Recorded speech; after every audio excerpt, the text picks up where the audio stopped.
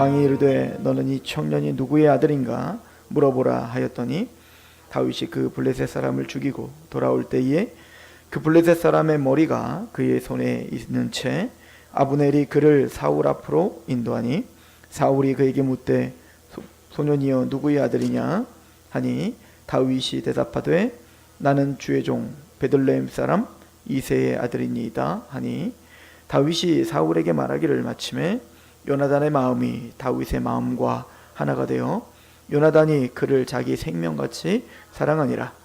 그날에 사울은 다윗을 머무르게 하고 그의 아버지의 집으로 다시 돌아가기를 허락하지 아니하였고 요나단은 다윗을 자기 생명같이 사랑하여 더불어 언약을 맺었으며 요나단이 자기가 입었던 겉옷을 벗어 다윗에게 주었고 자기의 군복과 칼과 활과 띠도 그리하였더라.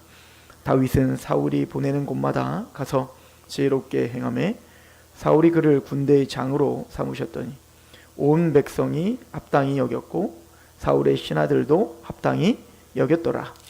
아멘.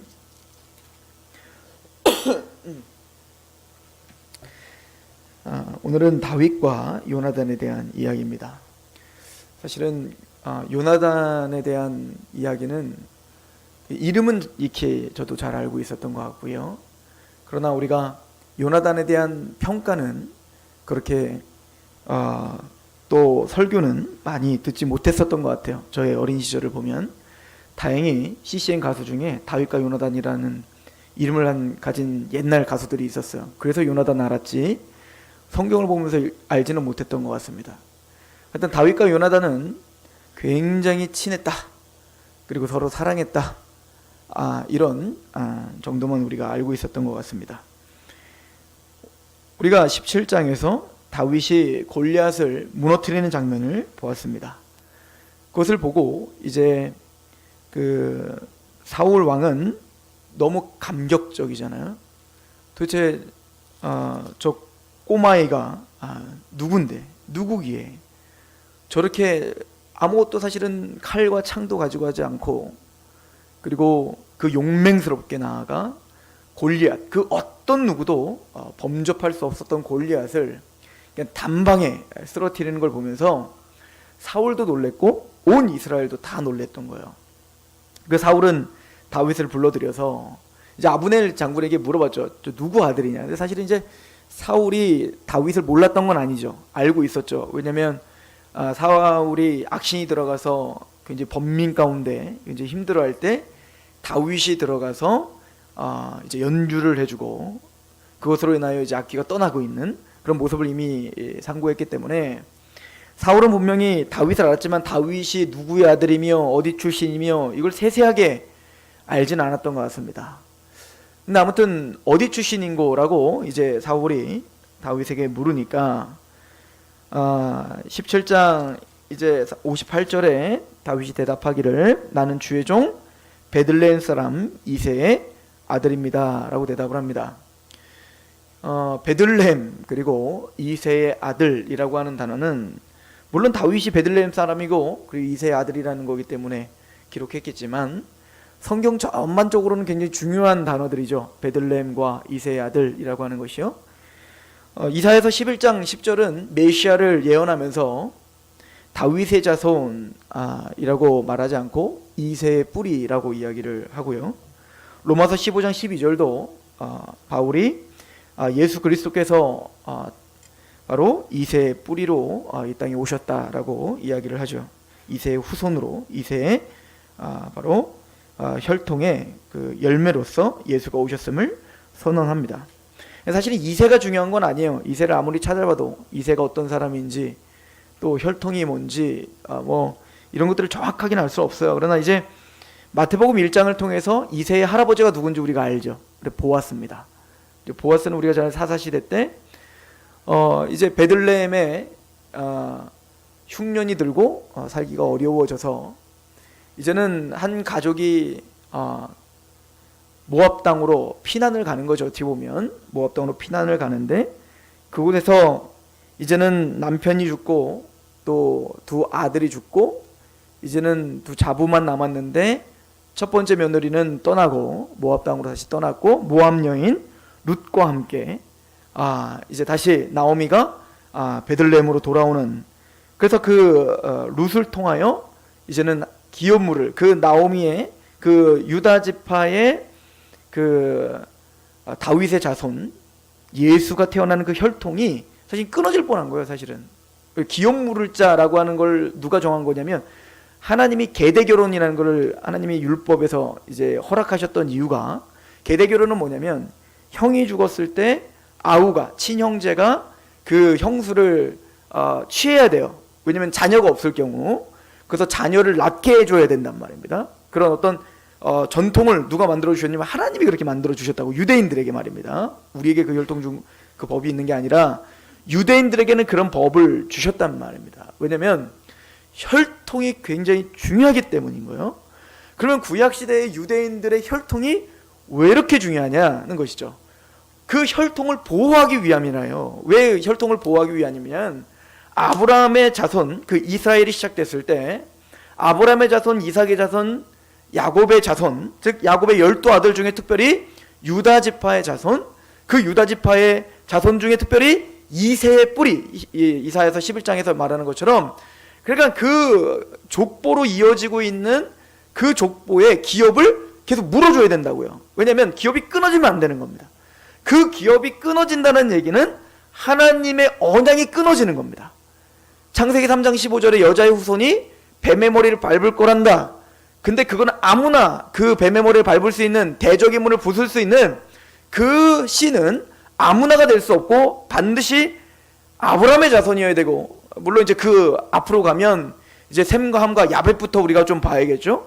셈의 후예가 그 타락한 하나님을 대적하는 함의 후예를 밟을 거예요. 그래서 셈의 후예가 가나안을 정복할 것이다 라고 예언을 한 것처럼 셈의 자손이어야 되고, 그리고 그 셈의 자손 중에 특별히 택함받은 아브라함의 자손이어야 되며, 그리고 이삭, 야곱 12아들 중에 유다 지파여야 되는 거예요. 그리고 그 유다 지파 중에 얼마나 유대인이라고 하잖아요. 유대인. 그 유대인이라는 얘기가 바로 그 야곱의 12아들 중에 유다의 후손들이라는 얘기인 거예요. 지금 유대인들이. 그러니까 나머지 10지파는 다 이미 아수르에 의해서 다 망가져 버렸고요. 그 유대인들, 그냥 유대인들이 다 메시아는 아니고 그 중에도 특별히 2세의 가문이어야 되는 거고, 그 2세의 가문 중에 특별히 그 8명의 아들이 있었잖아요. 그 8명의 아들 중에 다윗이어야 되는 거예요. 8명의 아들 중에 경합을 벌였나요? 자, 하나님의 기름 부음 받은 자가 되기 위하여 너희들은 이제 8명 다 모아놓고 자, 싸워. 승리하는 사람 이제는 그 왕이 되게 해줄게. 시작! 이렇게 하지 않았다고요. 하나님은 아무리 호우대가 멀쩡한 첫째 아들이라 할지라도 아니라는 겁니다. 그를 세우지 않았다는 거 아니에요? 그리고는 그 어떤 누구도 기대하지 않았던 막내 아들, 가장 연약해 보였던 그 막내 아들인 다윗을 하나님은 점 찍었다고요. 그리고는 이미 앞에서 우리가 설명했듯이 하나님은 사무엘에게 뭐라고 이야기합니까? 내가 2세의 아들 중에 한 왕을 보았다라고 표현을 하고 있죠. 그 한 왕이 바로 다윗인 겁니다. 그래서 사실은 그 우리가 룻기를 볼 때 룻이 이제는 그 베들레헴에 와서 나오미가 이제는 그 사실은 유다 지파의 그 메시아의 족보는 끊어진 거예요. 왜냐하면 아들 다 죽어버렸잖아요. 아들 다 죽어버렸기 때문에 이제는 끝난 거라고요. 그런데 하나님이 그것을 위하여 기업물을 짜, 즉 계대결혼이라는 것을 발동시키는 거죠. 그러니까 보호장치를 한 거예요. 하나님의 그 메시아가 정확하게 그 예언대로 태어날 수 있도록 하나님은 그 장치를 활용하셔서 이제는 가장 가까운 친척, 만약에 형제가 없다면 가장 가까운 친척과 결혼하게 한다고요. 근데 가장 가까운 친척이 사실은 보아스가 아니라 다른 사람이 있었어. 근데 이제 만약에 내가 기업 물을 걸 포기합니다 라고 신을 던지면 이제는 그 사람과 또 그 사람이 아닌 다른 가까운 사람과 결혼을 해야 되는 거예요. 그게 바로 보아스였던 거죠. 그래서 그 보아스를 통하여 이제는 다윗의 혈통 2세가 이제는 그 후대에 태어났고, 그래서 2세를 통하여 다윗이 태어났다라고 하는 관점으로 우리는 룻기를 봐야 되는 겁니다. 물론 룻기를 통하여서 여러 가지 이야기를 할 수가 있어요. 그러나 그 여러 가지 이야기는 부수적인 거고, 핵심은 바로 다윗의 왕좌가 이렇게 하나님의 열심으로 하나님은 이루신다. 그런데 그 이루시는 그 과정 중에 그 기업을 무르고 그 기업의 혈통에 들어가는 족보에 들어가게 하는 기업을 물을 자의 그 핵심에 누가 있냐면 바로 룻이 있는 겁니다.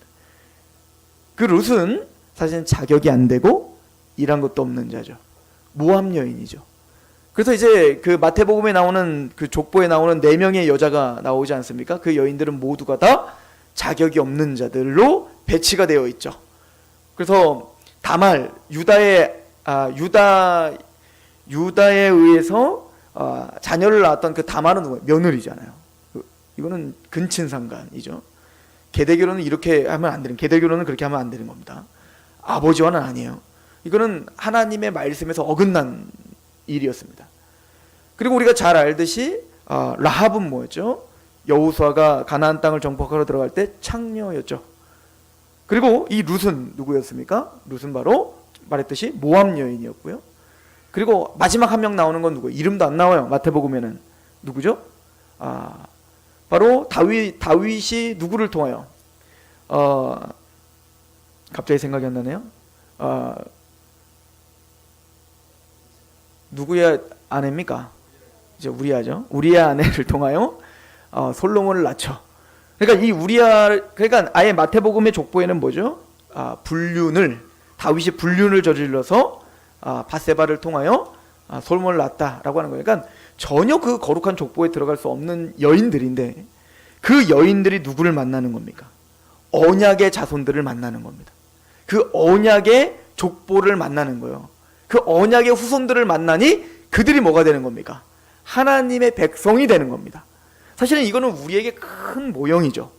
바로 언약의 그 후손의 절정이신 예수를 만나 우리가 누구를 우리가 뭐예요? 교회가 되고 거룩한 하나님의 백성이 되고 그의 생명의 책에 들어가는 그런 은혜를 상징적으로 우리에게 보여주고 있죠.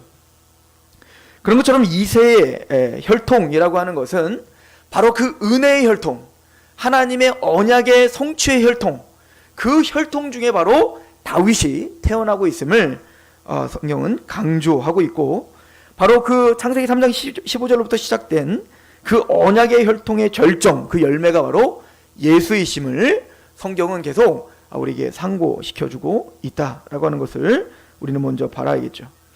그런데 그 언약의 혈통의 성취이신 예수 그리스도가 어떤 일을 행하실 겁니까? 바로 베들레헴 사람이라는 것에 그 힌트가 들어가 있죠.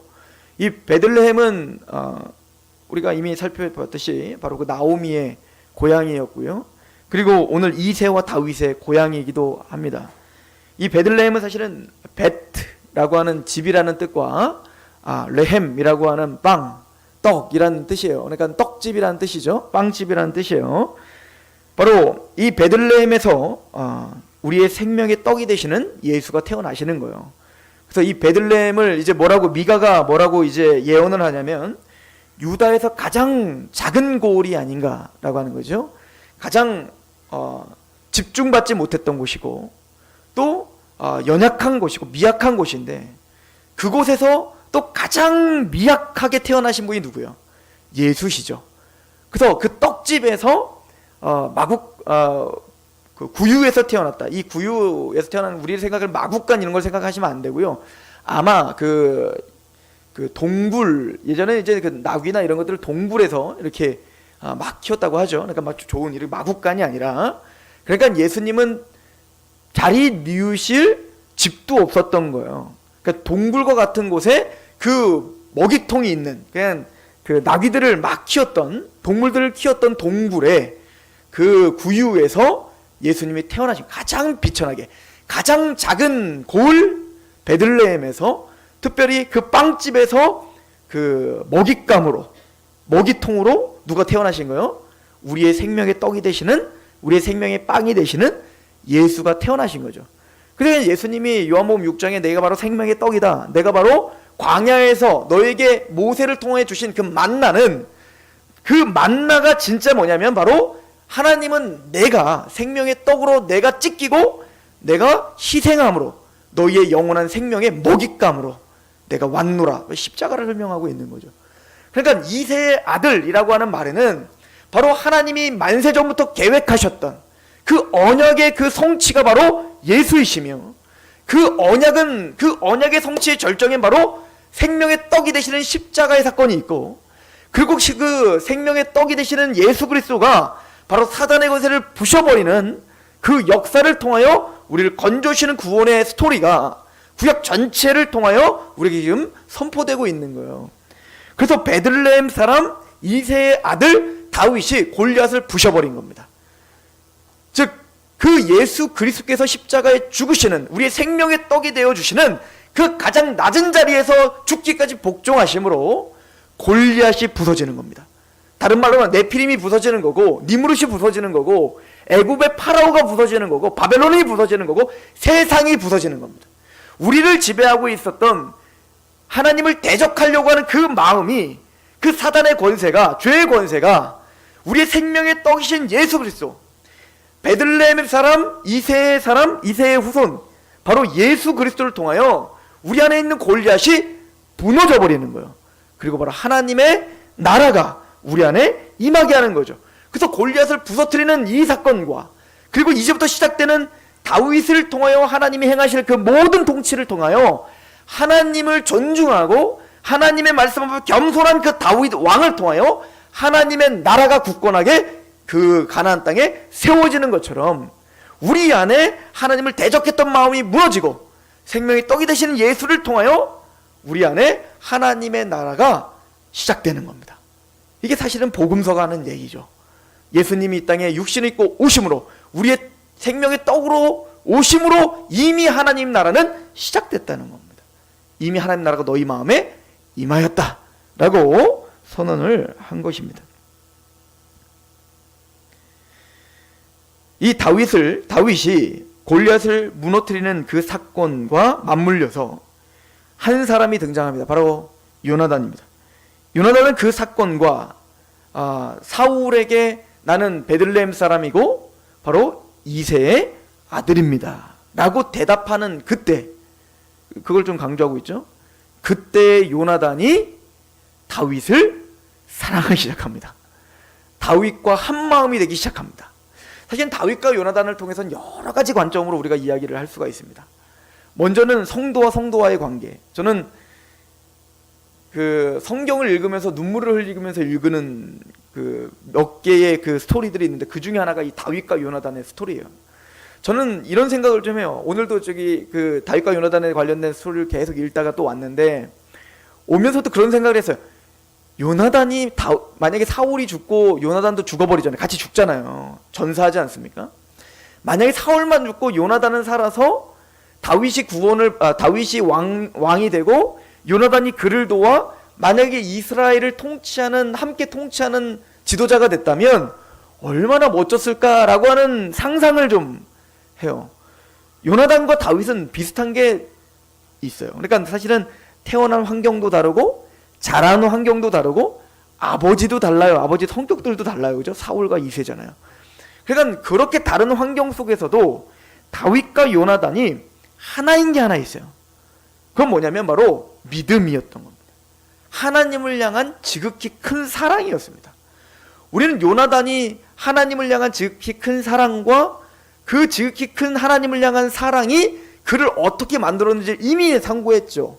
블레셋에 의해서 이미 그 이스라엘이 이제는 조금만 있으면 블레셋이 다 잡아먹을 기세였단 말이에요. 그때 그 블레셋의 전열을 흐트러 버렸던 게 누구였죠? 바로 요나단이었잖아요. 요나단이 왜 그럼 전열을 흐트러 갔습니까? 어떻게 보면 죽을 수도 있는 생명을 걸고 달려가는 거예요. 요나단이, 우리가 이미 앞에서 상고했으니까, 요나단이 그 무기 든 자에게 뭐라고 이야기하죠? 야, 저 할례받지 않은 민족이 감히 하나님을 모독하고 하나님의 백성을 모독한다. 가자라고 이야기하죠. 그러면 하나님이 우리를 오늘 도우실까 하노라요. 이게 우리가 가면 우리는 분명히 이긴다. 이게 아니에요. 요나단은 그냥 지금 달려가려고 하는 이유는 내가 거기서 죽는 한이 있더라도 내가 싸워야겠다는 겁니다. 내가 거기서 전사할 수도 있어요. 그러나 그 과정 중에 하나님 나를 도우실 수도 있어. 그러니까 가자라고 했죠. 왜 그렇습니까? 달려갈 수 있었던 이유는 뭐냐면 하나님의 약속을 믿었기 때문이죠.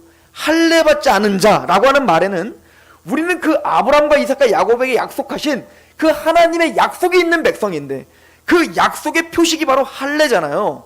그 할례 받은 우리 백성을 저 할례도 받지 않은 저 블레셋이 감히 농락하는 것이 너무 싫었던 겁니다. 하나님의 약속에 대한 믿음이 있었던 거예요.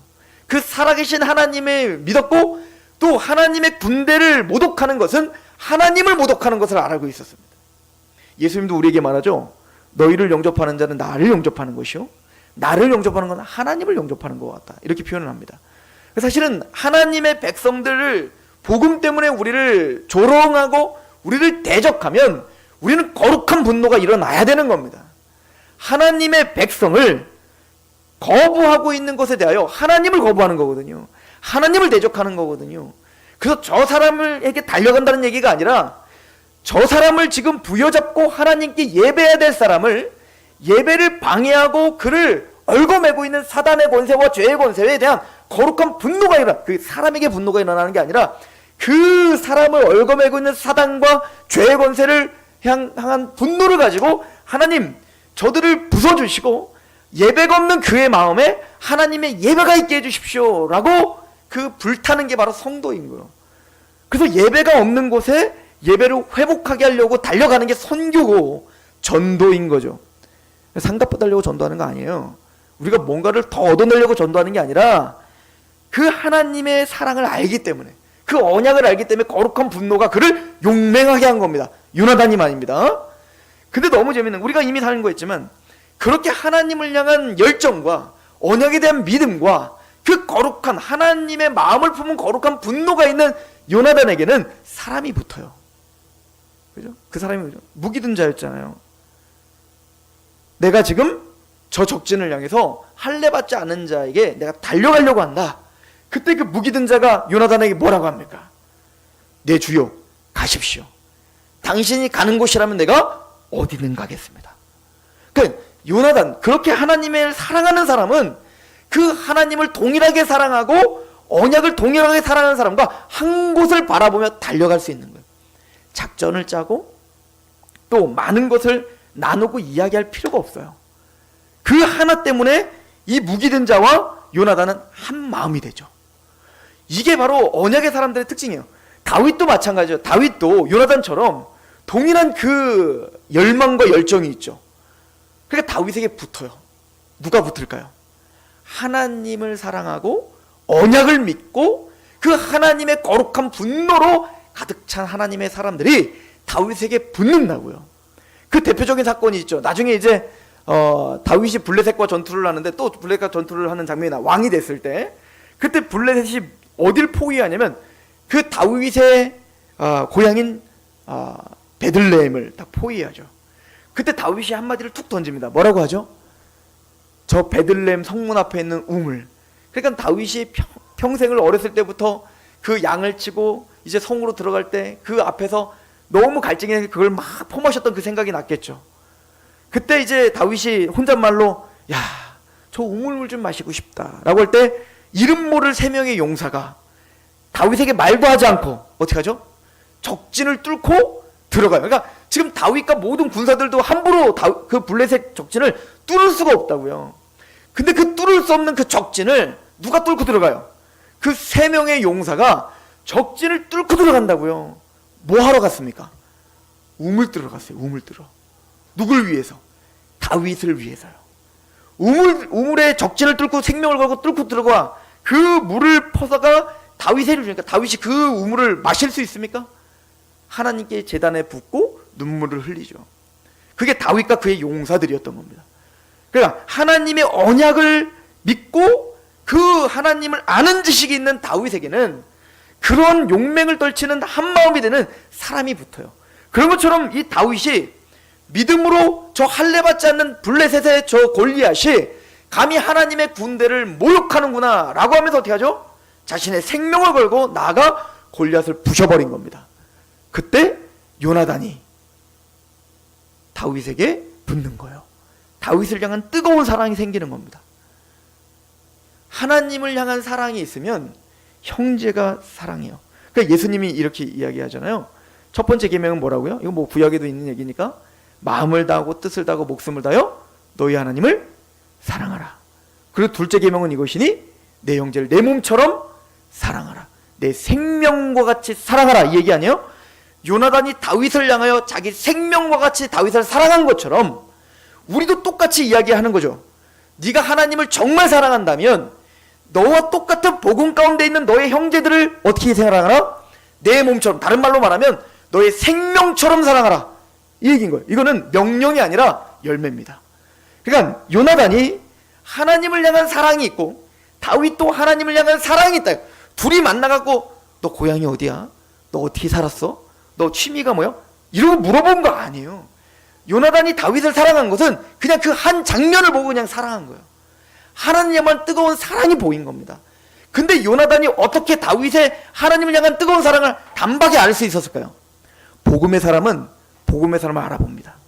이 사람이 진짜 복음 있는 사람인지, 이 사람이 정말 하나님의 말씀에 부여잡혀 그렇게 열정 가운데 살아가고 있는 사람인지, 아니면 그냥 양다리 걸치고 있는 사람인지, 진짜 복음 가운데 그 하나님 말씀에 사로잡혀 본 사람이라면 알아본다고요. 하나님의 말씀의 사람인지 아니면 그냥 이스라엘, 허울 좋은 이스라엘 사람인지 그냥 알아본다고요. 요나단은 하나님을 사랑한다는 게 뭔지 알기 때문에 다윗의 그 행동과 다윗의 그 한마디와 그것이 자신과 똑같은 걸 알고 있었던 거예요.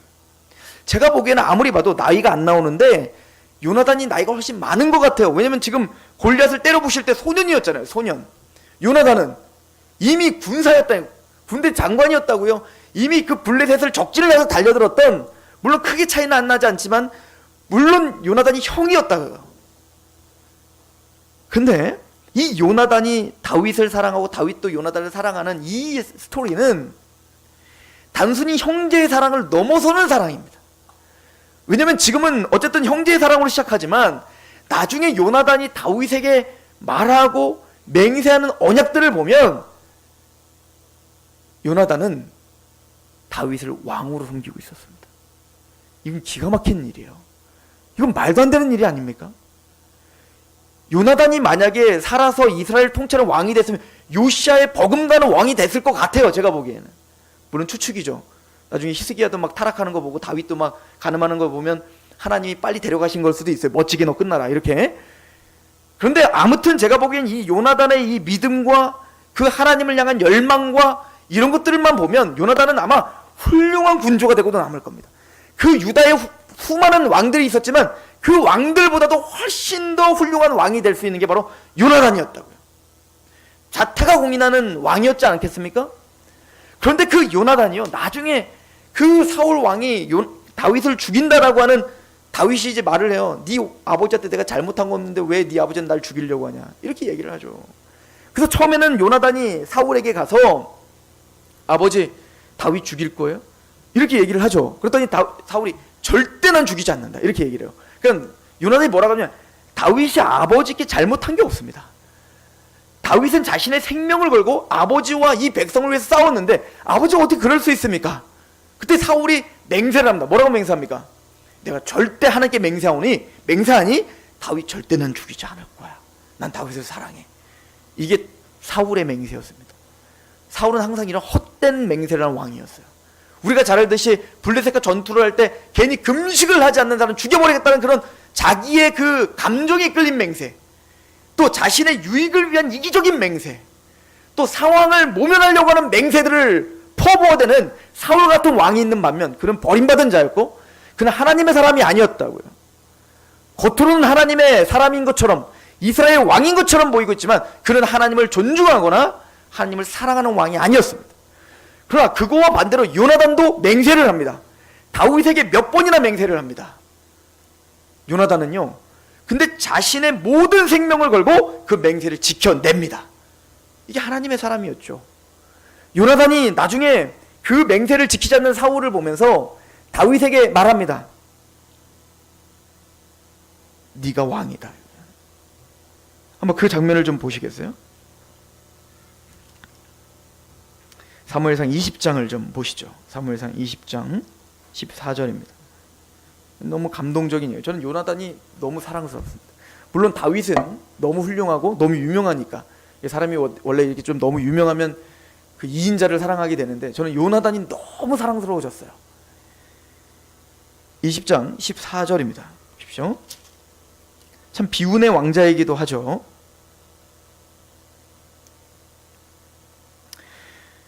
12절부터 보시면 요나단이 다윗에게 이르되 이스라엘 하나님 여호와께서 증언하시거니와 내가 내일이나 모레 이맘때 내 아버지를 살펴서 너 다윗에게 대한 의향이 선하면 내가 사람을 보내어 내게 알리지 않겠느냐. 그러나 만일 내 아버지께서 너를 해치려 하는데도 내가 이 일에 대해 내게 알려주죠 너를 보내어 평안하게 가게 하지 아니하면 여호와께서 나 요나단에게 벌을 내리시고 또 내리시기를 원하노라. 여호와께서 내 아버지와 함께 하신 것 같이 너와 함께 하기를. 이 얘기는 뭔지 아십니까? 내 아버지에게 기름 붓고 왕으로 세운 것처럼 너와도 그렇게 하나님이 너와도 함께 하기를 원한다는 거예요. 14절에 너는 내가 사는 날 동안에 여호와의 인자하심을 내게 베풀어서 나를 죽지 않게 할 뿐. 무슨 얘기죠? 그런데 네가 왕이 됐을 때, 만약에 네가 왕이 됐을 때 그때 나를 긍휼히 여겨달라. 15절 말합니다. 여호와께서 너 다윗의 대적들을 지면에서 다 끊어버리신 때에 분명히 너는 하나님의 사람이기 때문에 분명히 너의 대적을 다 끊어버릴 거다. 그 대적이 누구가 될 거예요? 자신의 가문이 될 거거든요. 그걸 자기 입으로 고백하는 겁니다. 나는 원수의 자식이다 이거예요. 나는 대적의 자식이다 이거예요. 맞다 이겁니다. 네가 바로 그 원수인 우리 가문을 부셔버릴 왕이 될 거다. 하나님은 그렇게 정하셨다는 겁니다. 나는 왕, 이대로 있으면 왕, 지금은 사실은 다윗이 힘 있는 사람이 아니지. 지금 도망자 아닙니까? 사실은 요나단이 왕이 되고 싶으면 어떻게 해요? 칼을 품고 지금 다윗 죽이면 되는 거예요. 그런데 요나단은 다윗을 생명같이 사랑했습니다. 하나님은 다윗에게 기름 부었다는 걸 압니다. 사울에게 기름 부었던 것처럼 다윗에게 기름 부음을 합니다. 그래서 요나단이 할 수 있는 얘기는 뭐밖에 없냐면 너는 너의 대적을 끊어버릴 왕이다 이거예요. 그 얘기는 네가 원수의 가문, 내 아버지의 가문을 다 죽일 거다. 다 끊을 거다. 그건 하나님이 정하신 것이다. 그때 국률을 잃어버리지 말아라. 나를 살려달라. 그리고 나를 살려줄 뿐만 아니라 내 가문을 살려달라 라고 이야기를 하죠. 15절 보십시오. 여호와께서 너의 다윗의 대적을 치면서 다 끊어버릴 때에도 너는 내 인잠을 내 집에서 영원히 끊어버리지 말라 하고 이에 요나단이 다윗의 집과 언약하기를 여호와께서는 다윗의 대적들을 치실지어다. 그게 자신이 죽는 거거든요. 자신의 가문을 죽는 거거든요. 네 대적을 치실 거예요. 이 대적이 누군데? 사울이요. 자기 아버지라고요. 자기라고요. 자기 가문이라고요. 근데 하나님은 다윗을 통하여 내 가문을 치실지어다. 이게 요나단의 믿음이었습니다.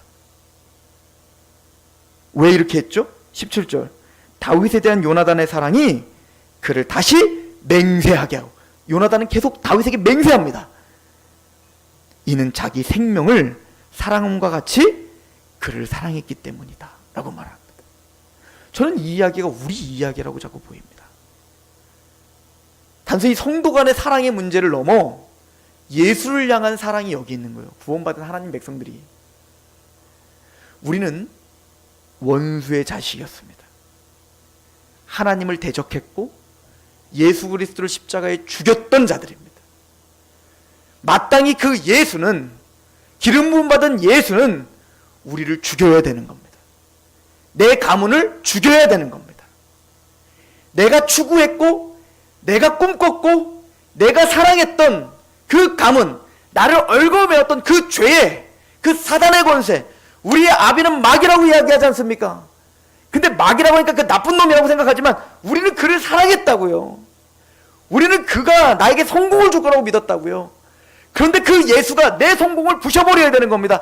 그 예수가 내 비전을 죽이는 겁니다. 자기를 부인하고 십자가를 따라가는 게 성도인 거예요. 예수, 나를 위해서 십자가에 죽으신 예수가 정말 생명처럼 사랑스러워지는 겁니다. 그 예수가 너무 사랑스러워 그 예수가 마땅히 나를, 또 나의 가문을 부셔버리기를 원하는 거예요. 왜요? 그 예수님이 사랑스럽기 때문에 그런 겁니다. 그의 나라가 세워지기를 바라는 거예요. 내 나라가 아니에요. 나는 왕자입니다. 나는 왕입니다. 왕이 될 수 있는 운명이었죠. 그런데 그 왕자를 내려놓고 하나님의 뜻에 굴복하고 있는 요나단이 보이십니까? 저는 이게 성도의 모습이라 보이는 거예요. 이게 마땅히 성도가 하나님께 굴복해야 될 모습이라 보이는 거라고요. 내가 왕이었고 내가 판단을 했고 내 비전이었고 내 소망이었고 나의 꿈이었다고요. 근데 그것을 버리는 겁니다. 누구 때문에? 내가 사랑하는 예수 때문에요. 내가 죽는 겁니다. 자기를 부인하고 자기 십자가를 따라가는 겁니다. 왜? 그 사랑이 나를 강권하기 때문에 그렇습니다. 하나님의 사랑이 나를 강권한다.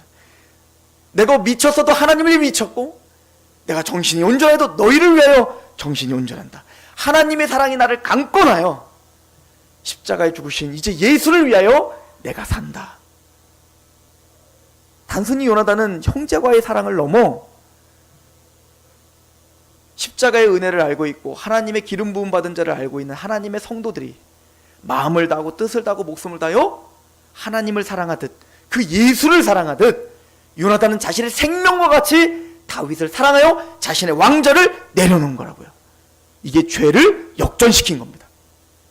사울은 그 왕좌를 지키기 위하여 하나님의 말씀을 개차반처럼 여겼다면, 요나단은 그 하나님의 말씀을 생명처럼 여겨 자신의 왕좌를 내려놓는 거예요. 아담이 선악과를 따먹고 내가 하나님처럼 되려고 했다면 예수로 말미암아 꼬꾸라져 이제는 우리가 내 왕좌를 내려놓고 하나님을 하나님 자리에 놓기를 원하는 거예요. 이게 하나님을 향한 사랑이죠.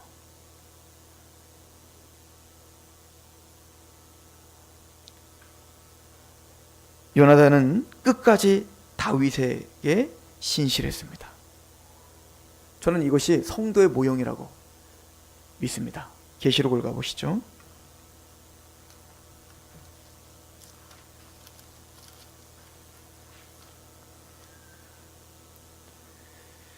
요한계시록 14장입니다.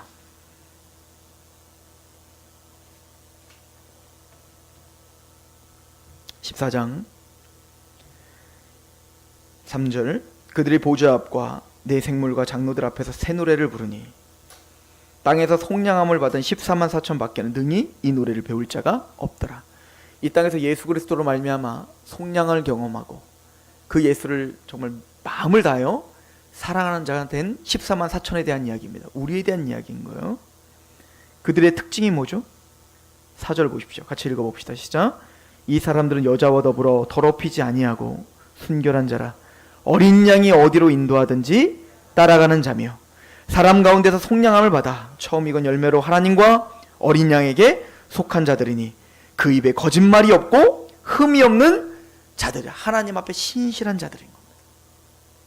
어린 양이 어디로 인도하든 그를 자신의 왕좌를 내려놓고 따르는 자들입니다. 저는 이 요나단을 보면서 저의 모습을 다시 한번 점검하는 겁니다. 종성아, 넌 진짜 하나님을 사랑하니? 그럼 넌 너의 왕좌를 내려놓고 그 다윗을 생명과 같이 사랑했던 그 요나단의 마음과 너는 정말 예수 그리스도를 향한 너의 마음이 같은가? 우리가 한번 점검하고 스스로 물어보는 우리가 되었으면 좋겠습니다. 기도하겠습니다. 하나님 아버지, 너무나 감사합니다.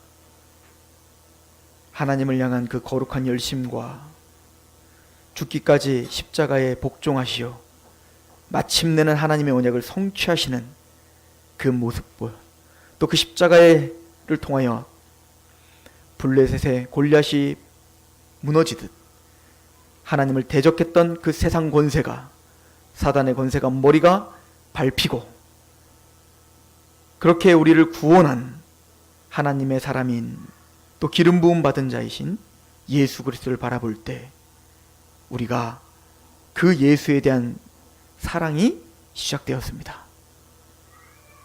생명과 같이 예수를 사랑하는 마음으로 예수님의 생각과 예수님의 마음과 예수님이 걷는 그 길에 합하여 한 마음이 되어 그렇게 하나님을 향하여 걸어가는 자들이 되길 소망하는 자들이 되었습니다.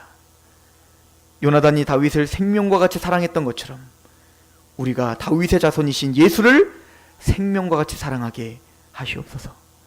예수 그리스도의 이름으로 감사하며 기도합니다.